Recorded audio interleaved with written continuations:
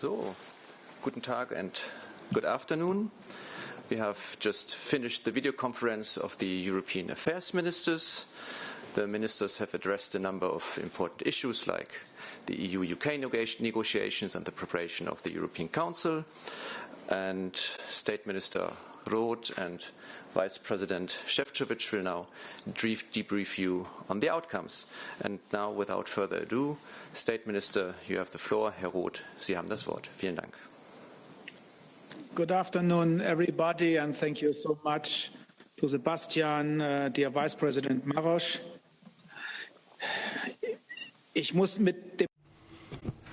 I always have to begin with the same sentence. We had a very full agenda with difficult subjects.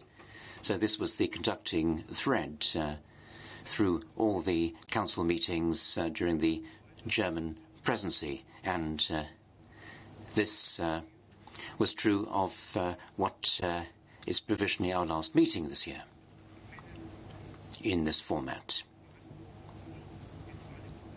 So we discussed negotiations between the United Kingdom and the European Union on future relations. We also prepared the European Council, which will take place on Thursday and Friday. The emphasis will be on the climate and our common efforts to combat COVID-19.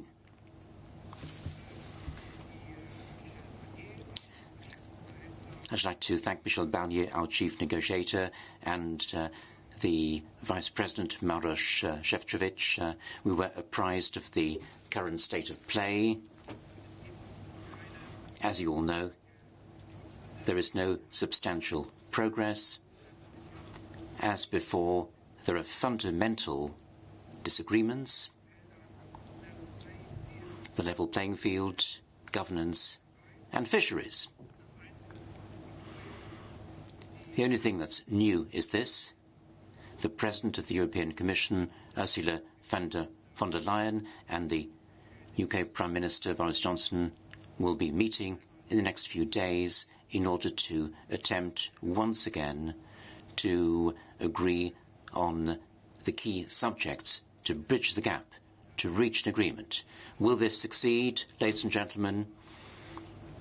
As before, this remains totally uncertain.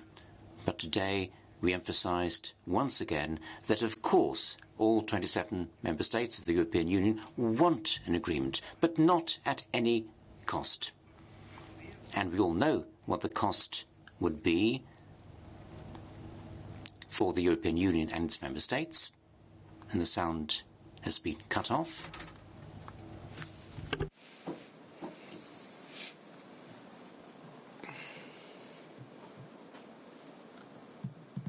Okay.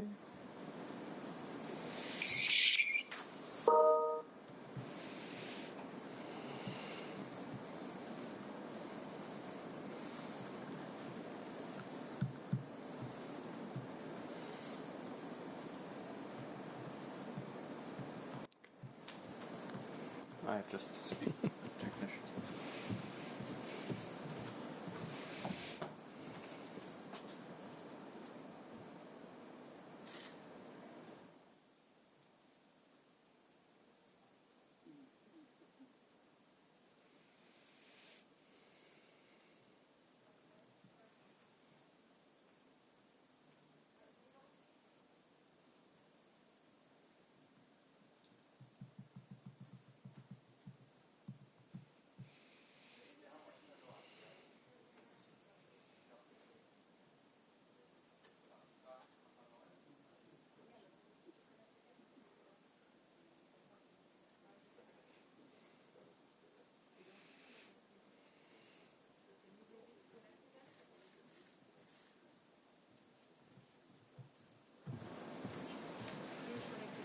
We have a small technical hiccup which we try to solve, and we'll wait for a few minutes.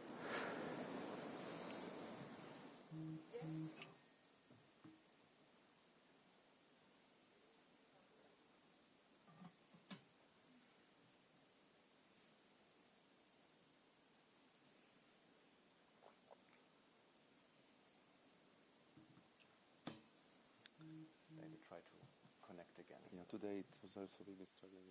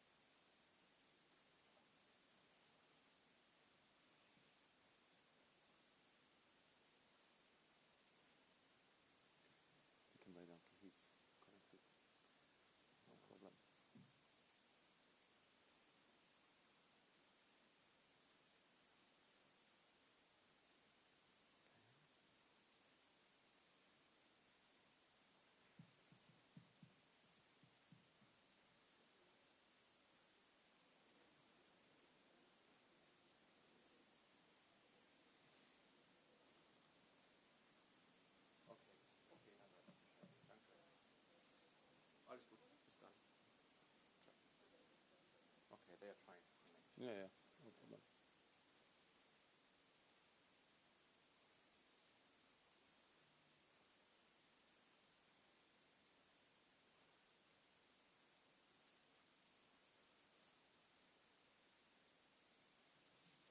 So we'll be so happy when we will be back to normal, yeah?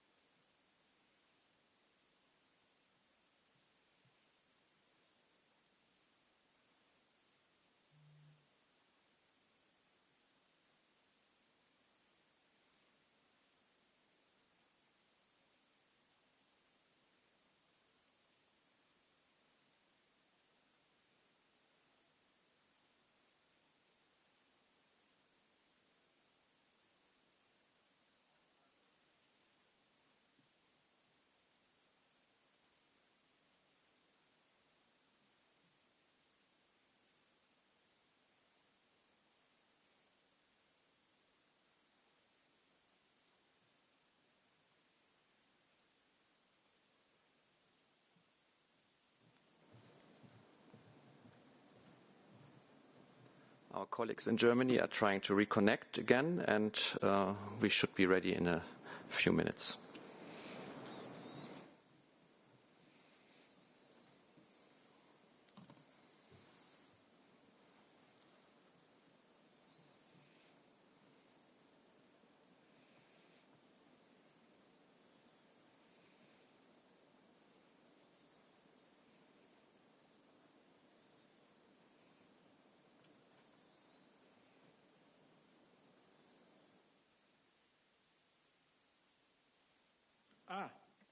Hi, folks. I'm back again. Can you hear me?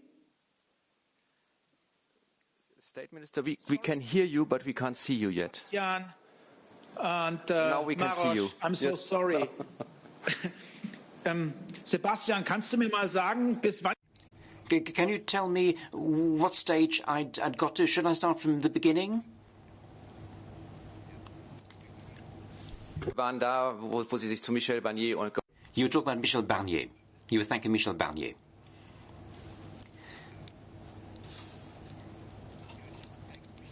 for his work.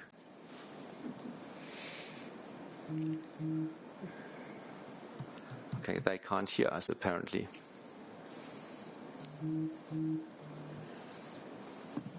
Okay, Berlin, can you hear us now?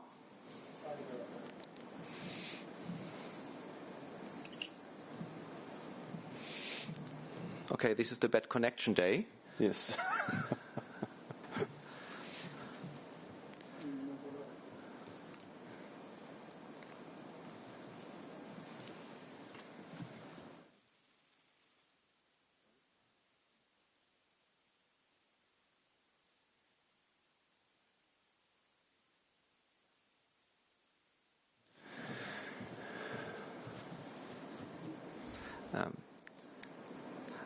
I don't think we can hear you, Berlin.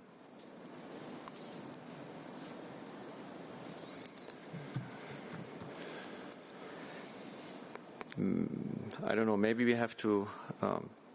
we can see you now. State Minister, we can see you. Would you mind saying something? But we can't hear you. Okay. Okay, maybe we have to... Sebastian? Now we can hear you. Oh, hi, folks. I'm back again. I'm so sorry for the inconvenience.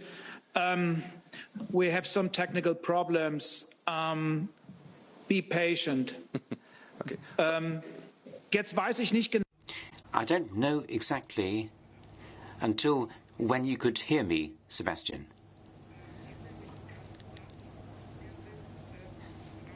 There was this well-known sentence, we're ready to reach an agreement, but not at any cost. I said that.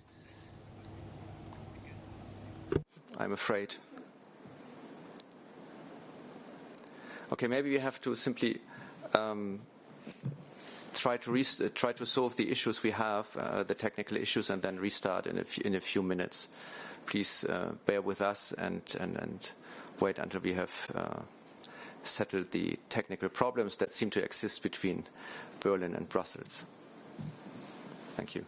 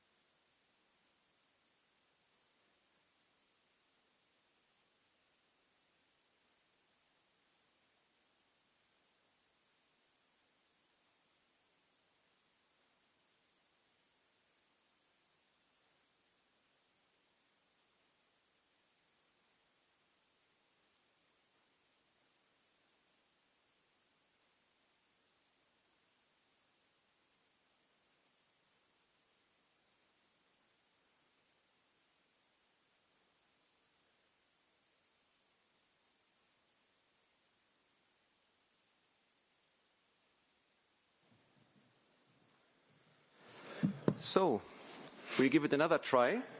We hope that the connection is now more stable. State Minister Roth, can you hear me? I can hear you, Sebastian. I feel so privileged and honored. So sorry for the inconvenience and for the technical problems, but it's not in my hands. I think that the last historic sentence I pronounced was that we want an agreement, but not at any price. And I'll continue.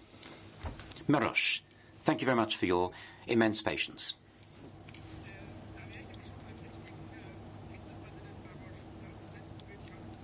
Yes. The Vice President Sefcovic apprises of the state of play on the negotiations with the UK.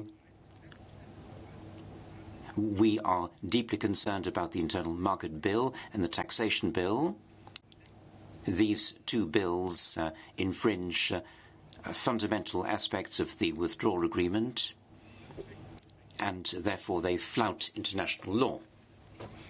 What we expect from London is nothing less than full implementation of the Northern Ireland Protocol and consequently the withdrawal of the elements of these two bills which flout international law. The Council conveyed the following signal. There are not 27 different sets of bilateral negotiations with the UK. There is one set of negotiations under the aegis of our chief negotiator, Michel Barnier, and the President of the Commission, Ursula von der Leyen, and that will continue. And we shall not allow ourselves to be divided on this question. A further controversial but important subject is climate change. We're close to the 2030 target of 55%. We want to revive the transatlantic dialogue. We want to open a new chapter. The European Union will continue to make clear that our economy and our society have to be changed from an environmental point of view. Certain questions remain open. We have to be more precise in laying down what support certain member states will receive in order to achieve their climate targets. COVID-19. There is great unity. We need intensive coordination, in particular on rapid tests. And thanks to the careful preparatory work of the European Commission, it would appear that we're going to have more vaccines than we need to protect our population. And on this basis, we shall then be offering vaccines to other countries.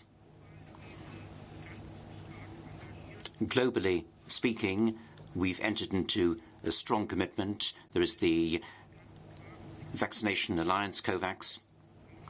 So we, as the European Union, shall shoulder our global responsibility to protect citizens in this pandemic. We take this very seriously.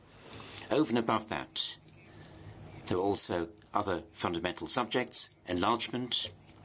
As you know, we haven't got where we wanted to be. We wanted to be a long time ago.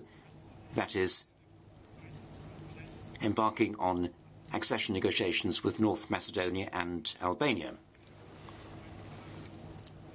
To my immense disappointment, we haven't yet got a common negotiating framework and Council conclusions yet.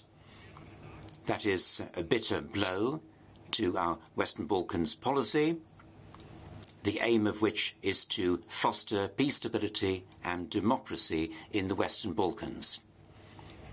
We, as the European Union, are committed to that process.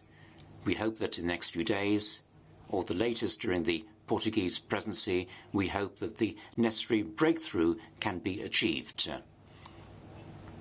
because we can build on a broad consensus. This does not include one particular member state, but otherwise we are united and we're pulling together, which is not a foregone conclusion these days. And of course, Maros Sefcovic will have further things to say, in a positive spirit, I hope. Thank you very much. At first, I really would like to thank Germany for excellent presidency and congratulate Michael Roth for excellent chairmanship. great leadership, and as you could see, always good spirit and a very dynamic approach how to run the General Affairs Council. Thank you very much, Michael. You've been doing an excellent job, especially under very difficult circumstances, and I know how much you prefer to have physical meetings, but COVID forced us to do it in this virtual way, which not always is the most optimal. But I really would like to thank you also for setting a very ambitious agenda for today. First, we've been preparing this week European Council, and I'm glad to say that Commission welcomed the draft conclusions, especially on COVID-19. I was pressing the 3 key points. First, urging Member States to support the Commission's proposal for a health union to draw important lessons from this crisis and address existing weaknesses, because this is the time to put right policies, infrastructure and logistics in place to roll out vaccines successfully and to start vaccinations as soon as possible. And also to open a new chapter, which I hope would be very soon called as a post-COVID-19 period in next European development. In this context, it will be of utmost importance to tackle disinformation and secures people trust. The Commission is also of the view that a part of the EU purchased vaccines could be shared with third countries in a coordinated manner. One main point on climate change. We hope that the European Council endorses an enhanced 55% emission reduction target proposed by the Commission, as this is key for us to achieve climate neutrality by 2050. The Commission has engaged with almost all Member States during the last weeks. These bilateral consultations have helped increase our mutual understanding of concerns, but also of the opportunities. Each legislative proposal announced in the Fit for 55 package set for June 2021 will be accompanied by an impact assessment when many of the issues raised will be assessed. Each of these assessments will present the expected impacts at national level as well. Lastly, on a security front, the recent attacks in Austria, Germany and France have once again underlined the need to step up our action. A lot has been done in the recent years, but not all of the measures agreed at the European level are being fully implemented. It is important to do better here, as well as seeing results in the term of swift adoption of key legislative proposals under negotiation by the co-legislators. Tomorrow, the Commission will adopt a new EU agenda on counterterrorism, centered around new measures to better anticipate attacks, prevent people from being lured into terrorist ideologies, protect Europeans from potential risks, and respond to the threat of terrorism and radicalization leading to violent extremism. We will also adopt tomorrow a strengthened mandate for Europol to support the Member States in countering serious crime and terrorism. As Michael has already mentioned, we had also a detailed exchange on the EU-UK relations. In relation to the ongoing negotiations between the EU and UK, Michel Barnier has confirmed that chief negotiators are now preparing an overview of the remaining differences to be discussed in a physical meeting between President von der Leyen and Prime Minister Johnson in Brussels in the coming days. I informed ministers about the meeting I held yesterday with Chancellor Michael Gove, my counterpart as a co-chair of the Joint Committee on the Withdrawal Agreement, to address all outstanding issues related particularly to the protocol on Ireland and Northern Ireland. You may have seen our joint statement where we have confirmed that following the intensive and constructive work over the past few weeks, Chancellor Gove and I were able to reach an agreement in principle on all issues. Given the limited time before the transition period ends, it was essential to reach a shared understanding on these questions so that the withdrawal agreement can be fully operational as of 1st of January 2021.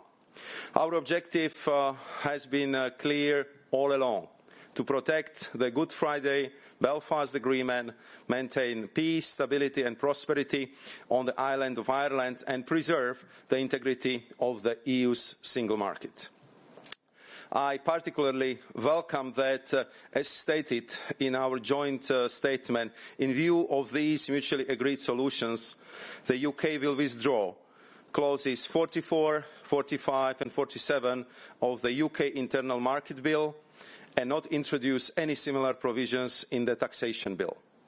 We will continue to follow this closely and make sure the contentious provisions are effectively withdrawn. The agreement reached in principle and the resulting draft texts will now be subject to their respective internal procedures in the EU and in the UK. Still, tonight I will also brief the European Parliament. And once this is done, we will hold the 5th regular meeting of the EU-UK Joint Committee to formally adopt the text, and this will take place later this month. Before I conclude, let me also appreciate the great work of Michel Barnier, really the close cooperation between two of us, and support we got also from his team.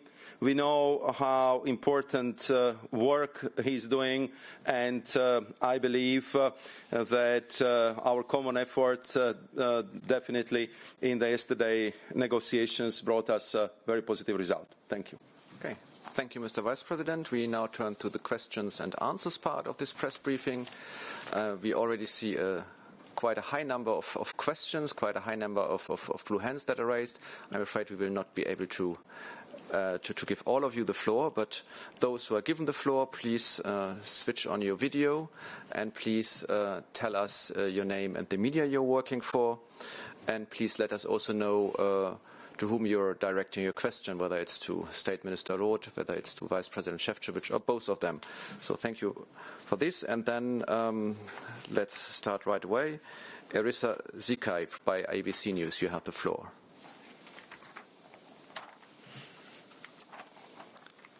Erisa, we can't hear you. Classic. She always gets questions. I never heard this.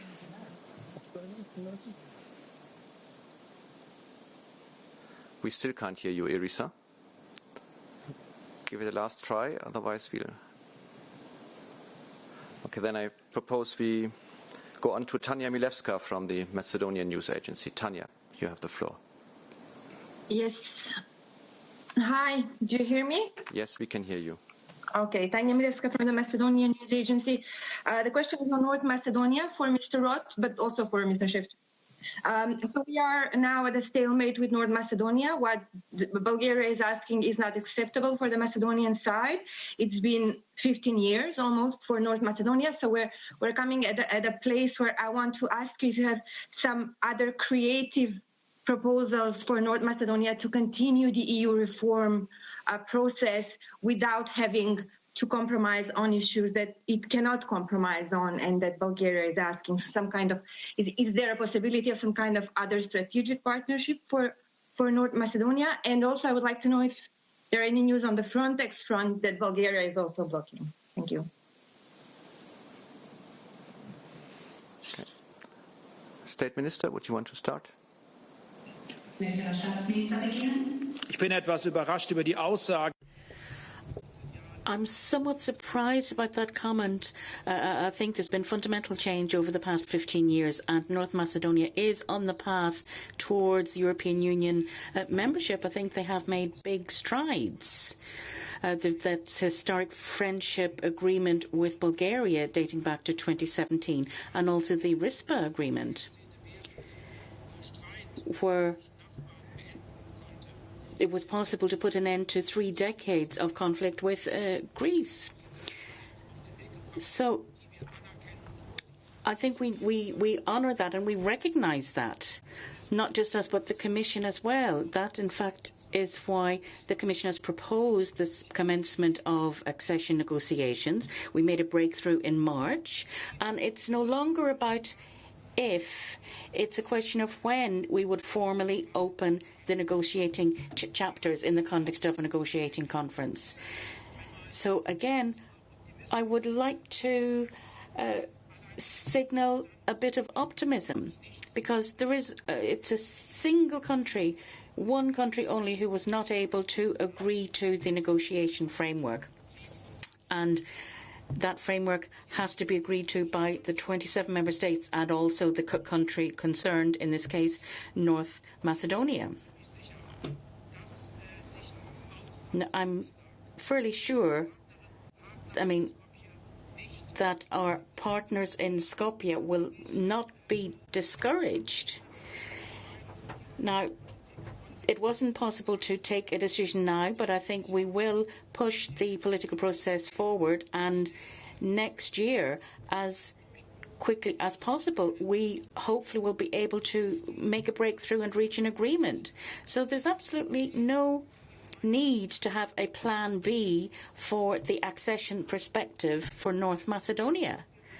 It's just a question of when we can start that, and I'm sure that we will be able to overcome this difficulty. And I'm sure you can feel my very personal disappointment. And the Foreign Minister, Minister of European Affairs, the Chancellor herself, has been very committed to this process. But we were not able to be as successful as we would have hoped. And I have always felt that I had a huge amount of support from the other member states. So the Portuguese presidency has also expressed the best wishes, and you can certainly rely on the federal government to meet the challenge and to continue to work towards a stable democratic commitment, and also that we would achieve reconciliation and an agreement in the Western Balkans. I totally agree with Minister Roth. Of course, all of us have been working very hard on resolving this last remaining issue. Unfortunately, at this stage, it was not possible. But we will continue to work with the German presidency, after that with the Portuguese presidency. And I totally agree with Michael. This is not a question if, but when. And that we'll be able to resolve this last remaining issue. And I think that it would be a great news for the people of North Macedonia. Okay, thank you. The next question goes to Hans von der Burchardt. Hans, the floor is yours. Thank you, Sebastian. This is Hans von der Burchardt from Politico. I have a question first, which I may be asked in German to the State Minister. Herr Staatsminister, gestern hieß es von der deutschen... State Minister, yesterday the German presidency talked about a solution in the issue of the budget. Otherwise, if that weren't possible today, then thought would have to be given to alternatives. For example, that 25 member states could move forward. Now, has that ultimatum, that date has now expired. Where do we go from here? Vice President Sefcovic, on Brexit, you're also the Commissioner for Foresight. Maybe you can give us some foresight on your optimism or your pessimism for a deal.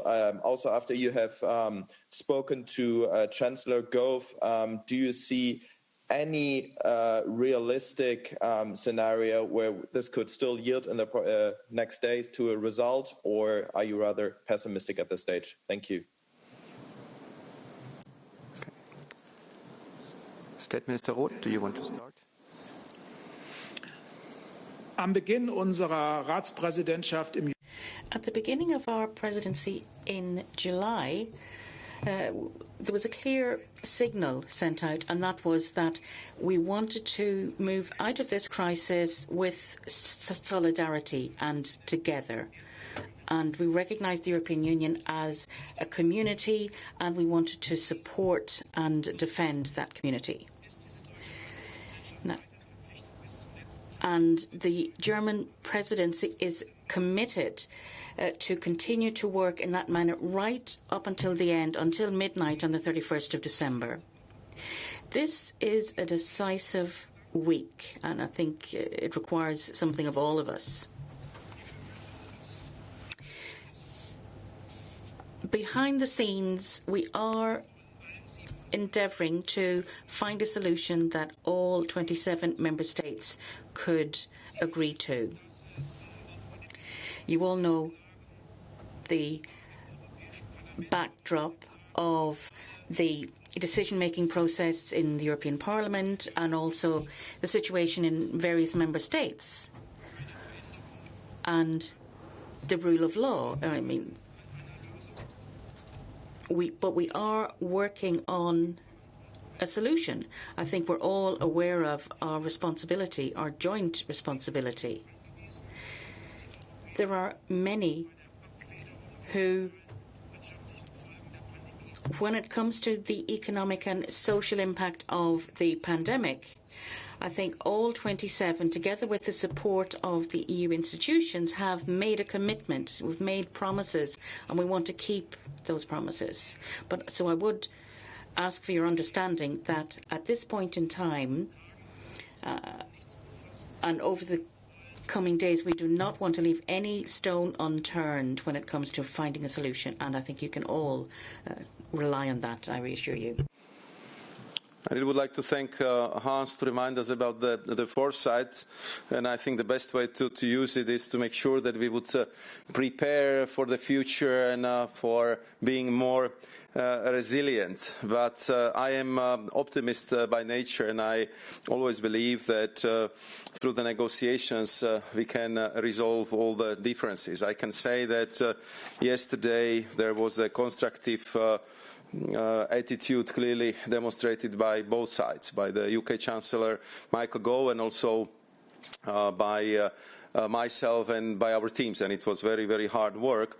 And now I know that our chief negotiator, together with David Frost, they are working on the overview of the remaining differences which would be discussed in a physical meeting between President von der Leyen and Prime Minister Johnson in Brussels in the coming days. And I'm sure that the President of the European Commission will do her utmost to explore all possibilities for the potential deal. And of course, as this is very, very intense and busy week, I would end my comment on this very important issue at this stage. Thank you very much. The next question goes to Dusan Gajic. Dusan, the floor is yours.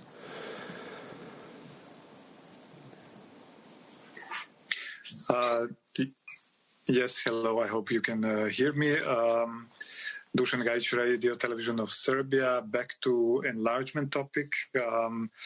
Serbia, unlike Macedonia and Albania, who still need to start negotiations, has been negotiating for some time, but over the last year, not a single negotiating chapter has been opened, not a single chapter during the German presidency either. So I would ask, if possible, to State Minister to comment on this, on the reasons for this lack of progress and why it was not possible to open a single negotiating chapter with Serbia during the German presidency. Herr Staatsminister, Sie haben das Wort. I share your disappointment about the opening of negotiation chapters is not a present from Brussels, less from Berlin. This depends on progress which is made. And then there has to be a unanimous decision by the Council on the basis of a Commission proposal. That's necessary before a chapter is opened.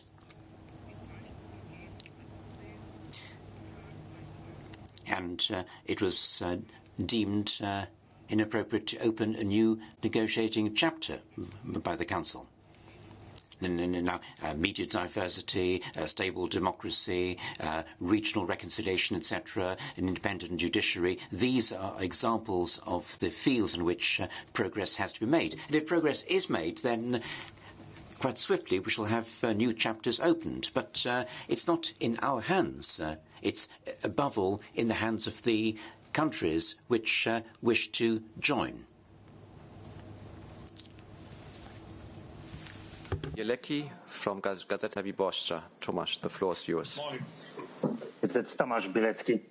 If I may come back, Minister, to the rule of law, conditionality and MFF recovery negotiations. You've said that the German presidency is negotiating behind the scenes.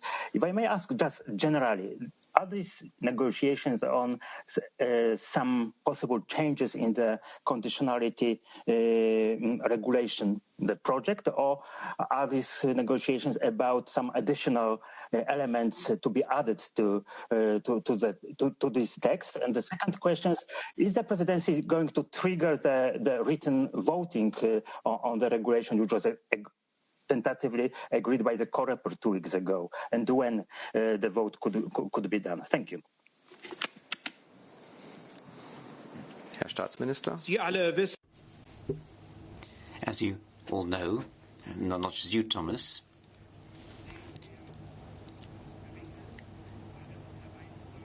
the presidency has very little influence because we have the demands of Poland and Hungary on the one hand, and on the other hand we have clear statements from the European Parliament and a whole array of member states.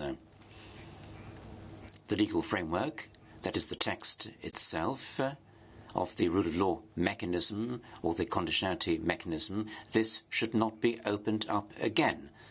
That's what they say. And today in the Council, certain delegations emphasise this again. So this shows how difficult it is. So I do crave your indulgence. We want success. We're working on success. We hope to be able to achieve the success the next few hours or days. And we've made clear that everything that is negotiated should be implemented as swiftly as possible. I can only repeat, we've all promised that the next generation money will be spent, the money from the next multi-annual financial framework, which is necessary. And we have to adopt the 2021 budget. I should like to thank the European Parliament and other delegations. We've moved very fast. We've agreed very quickly on a budget package for 2021 on the basis of the MFF, which hasn't yet been finally adopted. But you know, Thomas, everything is inextricably intertwined. You can't separate different aspects. You can't decide on one thing without taking account of the other aspects. Everything is interconnected. Next Generation EU, the MFF, and the rule of law mechanism, all these are interconnected. So we're negotiating on that basis. We're conducting many, many conversations. More questions. So the next question would go to Joe Barnes from the Daily Express. Joe, the floor is yours. There we go. Thank you. That's good.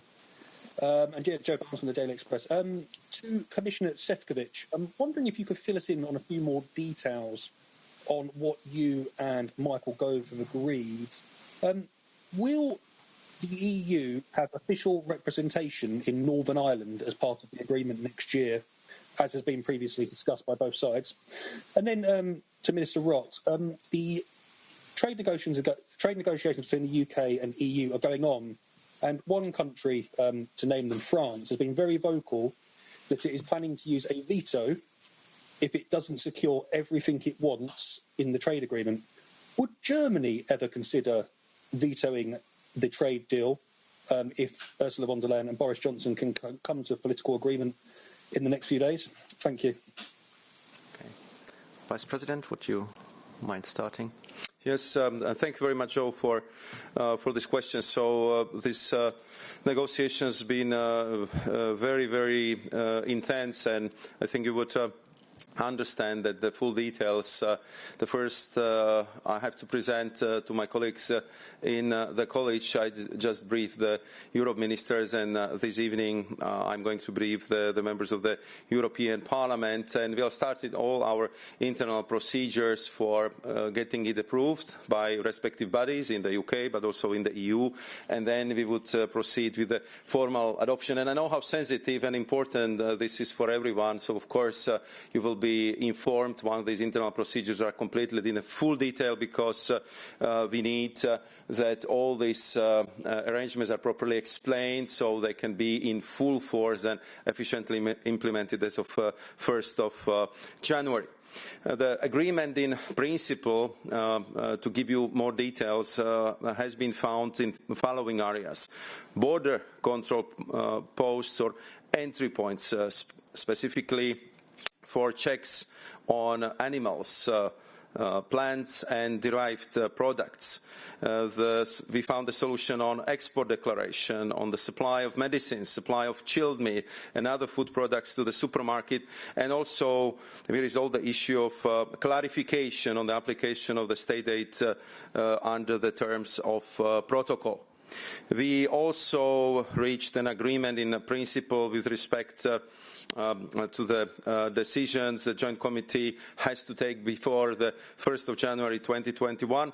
In particular, this concerned the practical arrangements regarding the EU presence in the Northern Ireland when UK authorities implement checks and controls under the protocol, determining the criteria of goods to be considered not at risk of entering the EU when moving from the Great Britain to the Northern Ireland, the exemption of agricultural and fish subsidies from the state aid rules, the finalisation of the list of chairperson of the arbitration panel for dispute settlement mechanisms, so that the arbitration panel can start operating as of next year, as well as corrections and errors and omissions in the Annex 2 of the protocol. So as you see, that was a lot of ground covered, and of course I particularly welcome that in view of these mutually agreed solutions, the UK will withdraw clauses 44, 45 and 47 of the UK Internal Market Bill and not introduced any similar provisions in the Taxation Bill. So this is, I would say, such a gist of very intense negotiation, which we concluded yesterday very late in the evening. And of course, we will be coming with the full details in front of you, I believe, in a few days. Thank you. Okay. And now I pass the floor to the State Minister.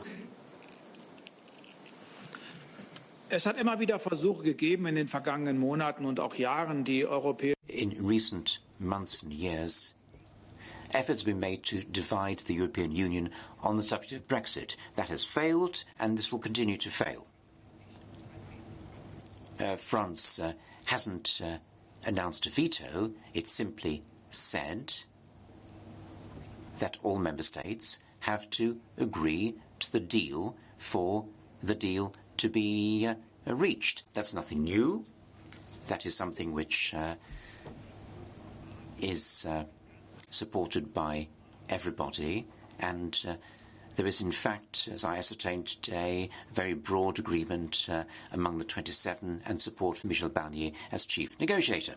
So we come to the last question. That goes to Rosi Birchardt from Deutsche Welle. Rosi, the floor is yours. Thank you. I was Birchardt, DW. For Vice President Sefcovic, staying on Brexit, I would like to know regarding the announcement you've made today, is this really cause for, is this positive news for the negotiations as a whole, or is this rather just the very basic minimum you'd expect from the UK, particularly regarding the withdrawal of these clauses, that it will be respecting the withdrawal agreement? And to the State Minister, you've previously said, you've previously called on London to stop the games with regards to Brexit negotiations. Would you reiterate that call today, or is this still game playing, or are things moving in the right direction in your opinion? Okay. Vice President, thank you very much, and thank you, Rosie, for this question as well. Of course, to be able to reach agreement between the Commission and the UK government, between the Chancellor and the Vice President of the respective institutions on such a wide-ranging and very sensitive issues, which have been, of course, the cause of great concern. And you would remember that we've been discussing this issue something like 2 months ago with a lot of worry how this would impact our future relationship between EU and the UK. But I think that the hard work, the constructive approach from both sides brought us to the agreement. And this is at this stage the most important. And I hope that this would create positive momentum also for the discussions on the free trade agreement. As you know, we are still very far apart, and we are not hiding this from anyone. Therefore, the President of the European Commission, Ursula von der Leyen, invited British Prime Minister Boris Johnson to come to Brussels and to discuss these issues in person. So I hope that clearly we created positive momentum. We removed, I would say, one big obstacle from the way, and I hope that we will see the positive results also coming from this very complex negotiations, even though we are fully aware how complicated and demanding this process is. Thank you. Okay. Thank you, Vice President. State Minister, you have the floor. Ich kann mich nicht erinnern. I can't recall talking about a game or playing games yesterday or the day before. Things are much too serious for that. We're talking about negotiations on the future relationship between the UK and the European Union. It's not a comedy, it's not a tragedy. These are negotiations about people and about future relationships. And we take them extremely seriously.